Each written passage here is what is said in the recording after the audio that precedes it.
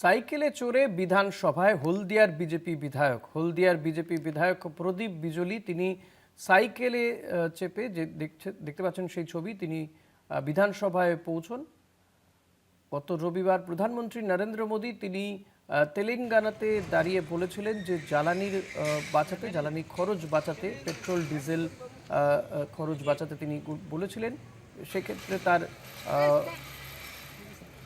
তিনি পরামর্শ দিয়েছিলেন যে প্রয়োজনে গাড়ি ছেড়ে দিন, মেট্রোয় যাতায়াত করুন, ইলেকট্রিক গাড়ি ব্যবহার করুন একেবারে।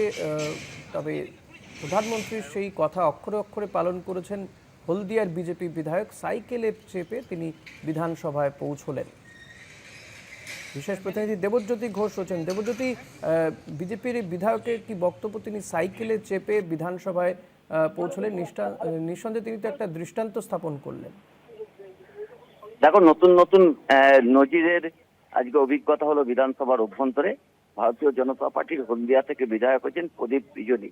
তিনি আজকে সাইকেলে চেপে বিধানসভা আবাস থেকে বিধানসভা ভবন পর্যন্ত আছেন এবং তিনি বলেছেন যতদিন না তেলের সংকট কাটবে ততদিন প্রধানমন্ত্রী নরেন্দ্র মোদীর ডাকে সাড়া দিয়ে তিনি এই সাইকেল নিয়ে যাতায়াত করবেন। তার বাড়িতে 2 চাকার মোটর বাইক রয়েছে, 4 চাকার গাড়ি রয়েছে। তারপরেও তিনি বলেছেন যে তিনি বিধানসভায় আজকে অন্য একজনের কাছ থেকে সাইকেল ধার করে নিয়ে এসেছেন। আজকে তিনি সাইকেল কিনবেন এবং বিধানসভায় তিনি সাইকেল নিয়ে যাতায়াত করবেন এবং তার বিধানসভা ক্ষেত্র যে হলদিয়া রয়েছে সেখানে তার বাড়িতে সাইকেল রয়েছে, সেইটা নিয়েই তিনি যাতায়াত করবেন। অর্থাৎ তেলের সংকট কাটাতে প্রধানমন্ত্রী নরেন্দ্র মোদী যে বার্তা দিয়েছিলেন সেই বার্তাতেই সাড়া দিয়েছেন এই প্রদীপ বিজলি। অত্যন্ত গুরুত্বপূর্ণ ছবি কিন্তু আজকে ধরা পড়লো যে আগামী কয়েকদিন কিন্তু সাক্ষী থাকবে। ইতিমধ্যে রাজ্যের মুখ্যমন্ত্রী শুভেন্দু অধিকারী তার কনভয়ের বহর বেশ কিছুটা কমিয়েছেন। কনভয়ে যে পরিমাণ গাড়ি থাকতো সেই গাড়িও তিনি অর্ধেক করে দিয়েছেন।